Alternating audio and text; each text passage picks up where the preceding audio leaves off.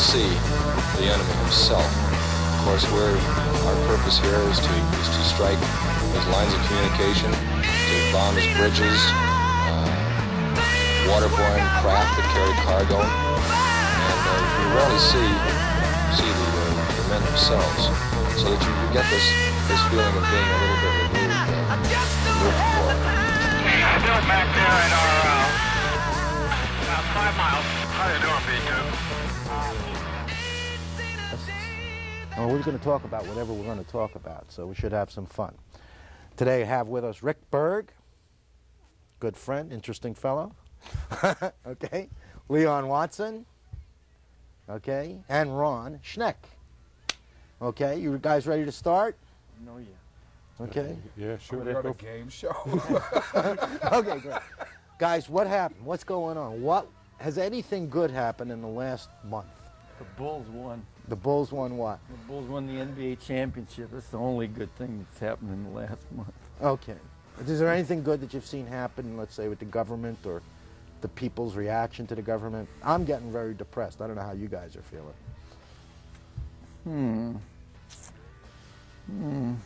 Well, I'm in a natural state of euphoria anyway, even with the absolutely ridiculous chauvinistic crap that's going on. But I can't speak for the other guys. I have faith that eventually mankind and womankind will take care of business around the world, and we'll have a better world at some point, and those that will be last will not be last no more. Okay. All right, Rick, what do you think? What's the main thing we got to fight now? I mean, there's so much stuff going on, you know, with the way the war just got marketed to the public and accepted, the way the Supreme Court's stepping all over the Bill of Rights. What's the main thing? What's the main thing we got to keep our attention on? Where are we going to try to recover this? What's the main thing? I think off the top of my head, one of the main things is one would want to direct one's attention to is the kind of ignorance, the inability to think straight that so many people seem to enjoy bathing themselves in. The kinds of, and ignorance, I mean, a kind of pride that some people in this country actually take in their ignorance that seems to be manifested on by the various media. Well, give me an example. What do you mean specifically? Let's take a specific thing.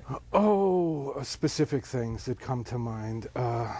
Parades seem to me to the ways in which you can fill up airtime on TV and sell various products by putting parades on TV that supposedly signify success. Success at what? Success at killing people? Success at what did the parade signify for how many people under what circumstances? Kinds of ignorances. Ignorances about the state of education in the United States and the way people think that schools should be managed and how you can teach students. Ignorance about media. Ignorance about the economy. Ignorance about world events. Mine as well as everybody else's.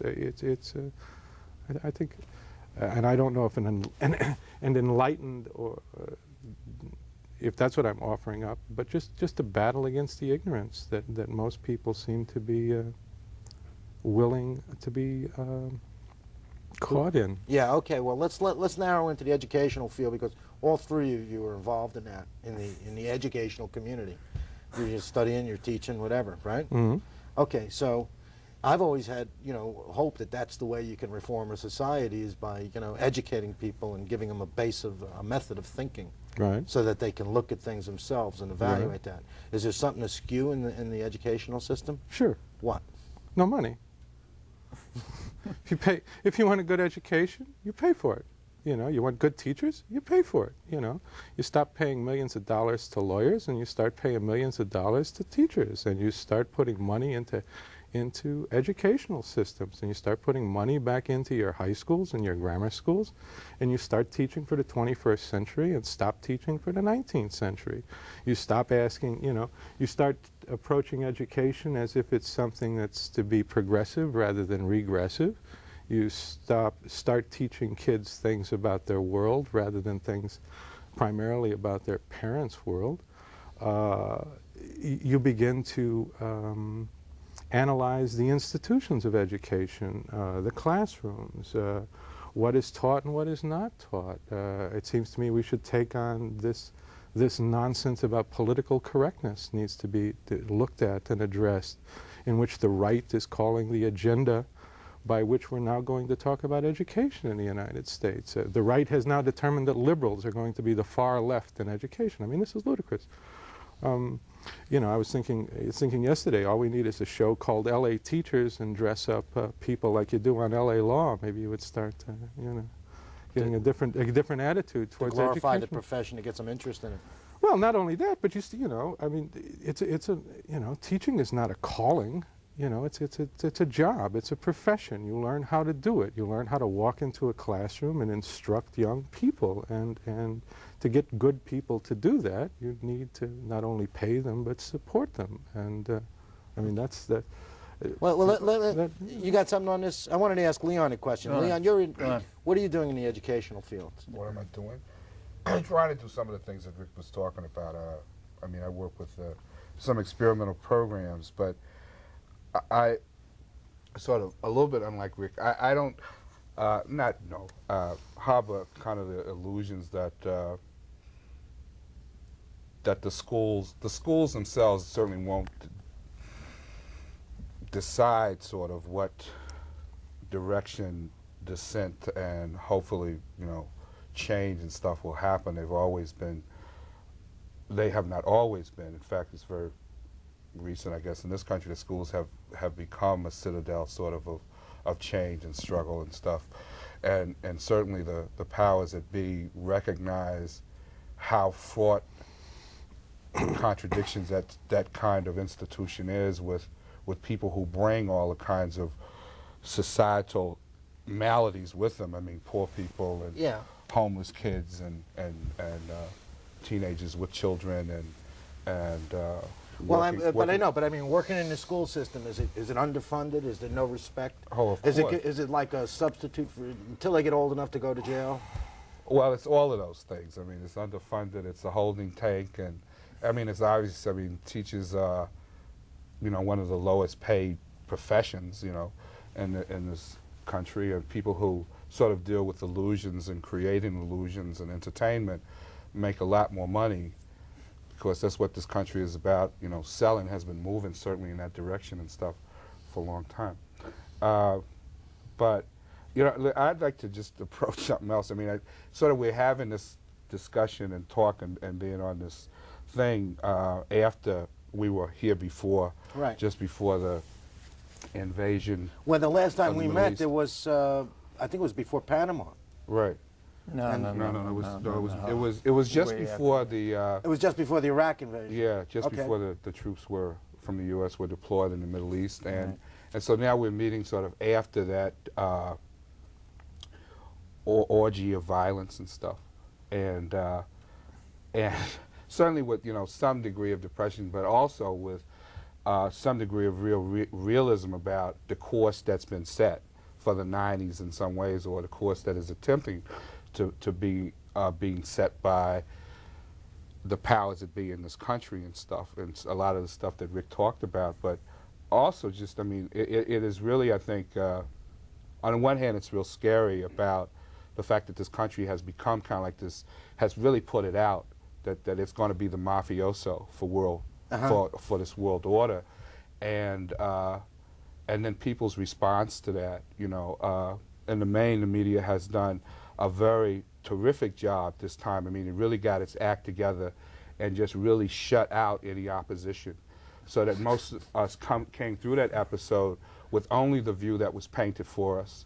So you mean they did a good job in censoring the news and putting out one image? Sure, certainly.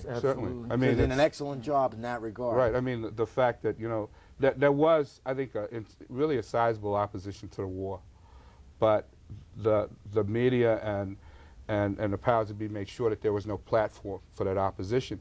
So it's almost like, you know, people on the West Coast didn't know what was going on with people on the East Coast. We heard bits and pieces, but the magnitude of what went on, I think we still are just beginning to realize the magnitude of the opposition and stuff. And these parades have certainly, I mean, one cringes at the fact that these parades are going on one hand. I mean, if they're still kind of glorifying, like months after, and they're still talking about more parades to go on, and you got to ask, like, this is kind of like a bad vampire movie, you know, where the killing will never stop and the glorification of the killing will never stop. And why?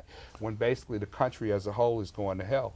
But, Yeah, but something else is going on with these parades, and I think was going on with the coverage of the domestic situation during the war, was this pretense that there's a consensus going on in the United States, that there is no opposition to various policies. I mean, there's this belief, or there's this sense that we consent to it, that everybody is behind it, that at one point along the line everybody jumped onto the bandwagon. There's this notion that you could debate the issue in Congress, but when push came to shove and we went to war, then the consensus showed up, and there's this way in which we have a tendency to manifest an ideology of consensus, which, as a matter of fact, is not going on over all issues all the time. And I think it's to the advantage of the right, the Republican right in office now, but it seems to me... Well, it's not just, to me, even the consensus among the troops. Hey, man, there had to be all kind of... Oh, in the war. Oh, man, of course. The war in terms of you're talking in terms of the frontline troops and the GIs, there had to be all kind of massive questions, the hypocrisy about Kuwait and Saudi Arabia, and where women are virtually enslaved and on a social scale are beneath like camels and mules almost, and stuff like that. I mean, some of the, you know, the hypocrisy, not only that in terms of what we see now and what's coming out, the degradation, the misery, and I think even in terms of the larger sense to me, because why did we do all this? To me, part of it is that the ruling class in this country can very clearly see that the empire, to me, to me, the empire is clearly going to the Beamers and Nissan. You know, Germans and in this coming epoch, in terms of the capitalist West, hey man, we're a younger Britain.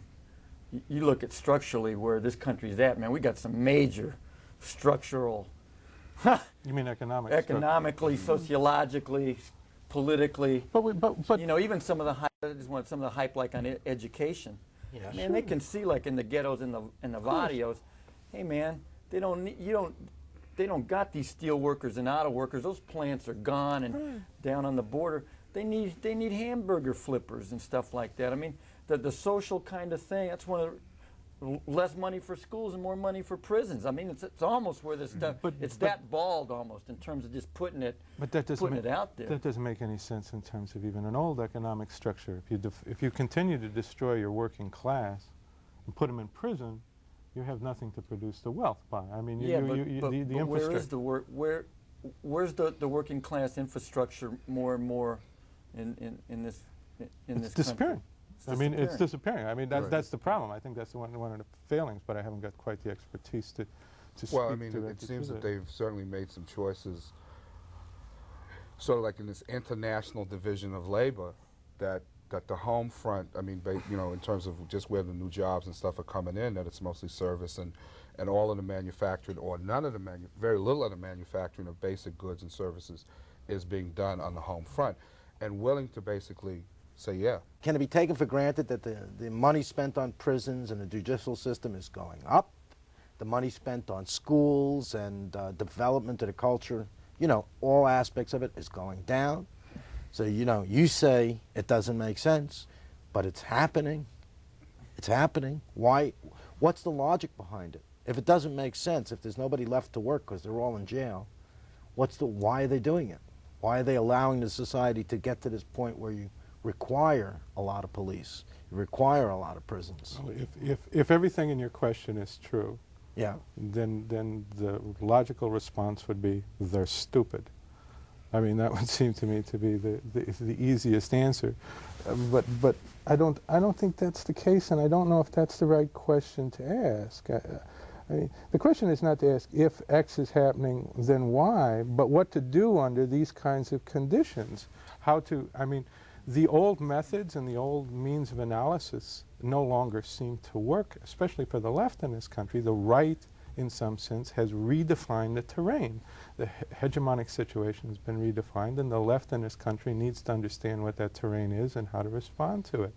And I think that's part of the problem of education and moving out of certain kinds of ignorances. Old, new left answers don't seem to me, or old, new left means of analysis no longer seem to me to be working. And especially considering, say, that since the late 60s and early 70s, the terrain on which these things are being battled, the terrain of the state, the terrain of ideology, etc., have been redefined. All other kinds of coalitions have come together, and other kinds of negotiations have happened. I mean, there's a British thinker by the name of Stuart Hall who keeps talking about an authoritarian populism that goes on in England, and I think that in some sense the Reagan years may equal what Hall has described as happened in Britain over the past 20 years. And that means if that's the case, then we have to begin to look at the ways in which a particular radical right in this country appeal to working class people and have redefined how and the ways in which money is to be spent and education, etc., all the rest of the ideological tools are to be worked. And the left needs to get off of its butt and start beginning to recognize what those things are. What's the new analysis? What's the new answer? What's the new way of looking at it? Well, first of all, some of this, I mean, you can't do it in a half hour. But one of the ways is to begin to start recognizing that the possibility may no longer be simply an economic determinism that's going on, that economics is one sphere, ideology is another sphere. You start talking about ideology and the production of ideology and its relationship to the state and the state's relationship to parties, you're going to have to begin to talk about it in another way. You're going to have to talk about ideological production in terms of the media in altogether different ways than are comfortable for a lot of the old new left. I mean, it's no longer simply the media and some sort of conspiracy theory. People are now beginning to rely upon notions drawn from the Italian Marxist Gramsci and questions of hegemony and consent and those things. And that's what we need to begin to start dealing with. Different ways of understanding the different institutions and apparatus of ideological production. Okay, well, what about you, Ron? Do you think, I mean, do you looking at it a different way? Well, I don't know if I'm looking at it a different way. I certainly think that, I think actually if the right has a hold on the working class, I think it's real tenuous, because I think, first of all three of us, if we can nominally be said at this point to be in education or educators or educated. Or educated. I think we have to take that with some laughter and some depreciation in terms of how good we are or how bad we are. But first of all, we're all from working class backgrounds, and the right didn't get a hold of us. And I think that materially, the ruling class has got to exploit. I mean, they use. Wait, we're going to back up here a second. I want you to define what you mean by the ruling class. I mean, because this isn't, the banks, the S&Ls, the Congress, and the armed state behind that, the Supreme Court, the prisons, and everything that exists to socially imprint on us that somehow free enterprise is the way to go, and like as if free enterprise is going to save Eastern Europe. You know, that's a joke, man. As if free enterprise was like a God-given law. And the only way for human commerce to go on, as Burning Spear says, who's a great Jamaican reggae singer and one of my personal kind of gods. Social living is the best. You know, I mean, and they have got to exploit people, whether in the ideological sphere and a lot of that, whether I mean, in other words, you can go to a white Italian, you can go to Bensonhurst in New York, white Italian working class. You can create some of the worst racist kind of hysteria possible, but it's not blacks who are taking the jobs away, wiping out their standard of living. And there is a basis to speak to that. Now it's going to take a lot of work, and it's going to take some real serious time, and there's going to be some bloodshed. I mean, none of this is going to kind of happen out out of the sky. I think we can look back even at our own recent history in terms of some of the very beginning forms that began to happen, even in some of this struggle here. You know, what Leon was talking about, where you had different nationalities coming together against the war that was very hidden, different. I mean, a lot of social movement, man. And the thing that they learned out of Vietnam were two things. One, to go into a war that they can actually win overwhelmingly, where they're fighting an opponent. I could have been a better general for the Iraqi army, honestly, than Hussein. I could have done a better job than that idiot. And where you absolutely quash, as much as possible, every aspect of dissent, and at least try to bury people and defeat people with this euphoria of that we're marching in step, even when we're not. Even, man, when people are mutinying and, man, turning the Jeeps around, you know, or throwing sands into 105s and stuff. But so you're going to market the apparency, and that creates a reality. It's like, you know. Well, the other thing was the time. If this thing, they're going to go again. But this scenario, as puffed up as they are right now, they're going to go again. They could go in Cuba or something. Whatever. And the minute they start getting stopped, where this thing is not won in 3 months, the cracks. Buddy, let me tell you. But we cannot continue. We can't rely, though, on building opposition against certain kinds of imperialistic or these adventuristic things based upon how long it's going to, how many people are going to get killed. I mean, you can't continue to build an anti-war movement based upon the fact of let's hope more American boys. Well, see, that was horrible, man. Based on the whole opposition to the war was based on wait till the body bags come home. Exactly, because the working class could sit and listen to that nonsense and say, wait a minute, I don't need to participate in something that's going to say I need to wait for body bags to come, or the other thing, which was interesting. Plays into nationalism and racism. Let's see dead bodies on the screen, as if dead bodies on the screen would immediately heighten the guilt of American people, when another thing it does is merely point out to how protected we are. Oh, good, now I can see Iraqi dead bodies on the screen, but I know that's on television and I'm sitting here in wherever it is. So I mean, there's a whole series. This last movement seems to me to be very important, because one needs to take a long kind of self-critique at it to see what ways it both succeeded and didn't succeed, followed its own history, was manipulated by the media, was not manipulated. And I mean, my argument is not to say that the working class has been co-opted by the right or signed up by the right, but there are certain forms of hegemonic control that the right in this country has gained has negotiated with that class, that the old New Deal liberal coalition, the Democrats, were no longer able to do. Well, the anti-war movement played into it. Recently, I mean, the thing, you cannot hide behind the flag and then somehow try to be more patriotic. Of course. More patriotic in an imperialist war. Somehow we support the troops. You know, look at the best thing that happened in Vietnam is that people hit the streets. You know, the other thing, the horror about Vietnam isn't that 100,000 Americans died or something like that, or whatever. It's that we destroyed a subcontinent and murdered 1 million people, just Vietnamese, for the worst, most ugly kind of. Okay. Now we're in a conversation here because we got about a minute or two, and we got I wanted you to talk to the people. I want to start with Leon, and I know that the basic message is going to be, you know, stay alert, think for yourself. Try to figure it out and try to do good. But I mean, directly, what can you tell people about what to do if they're not satisfied the way things are going? I mean, what can they do besides watch it all happen on TV? Well, you know, I don't think people are watching it all happen. I think certainly far too many of us are watching it all happen. You know, I think the other good thing that came out, and I think this was sort of like the movement from below, because I think a lot of the organizing in the during the war was just like that. It was very narrow. It was almost like the opposite of the right. And part of the thing about the right has done is appeal to people's narrow, selfish self-interest. So we've got to get out and look at the benefit of all, not just your own benefit. Well, I think I think we saw that with the youth. A lot of the youth that came out. You've got concern. From guys, we're running so far out of time. Ron.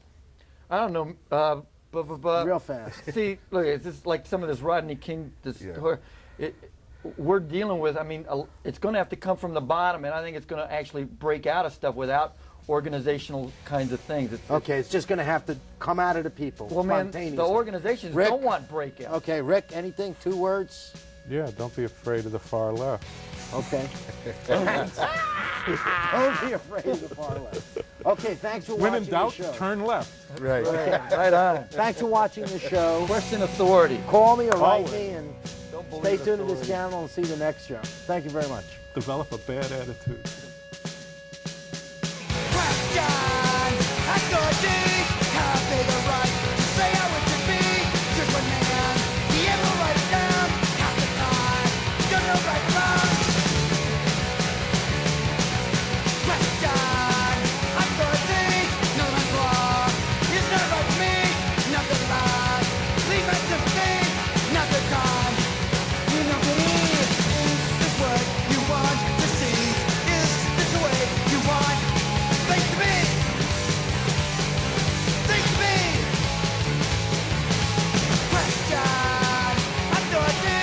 Pay the price, future belongs to me.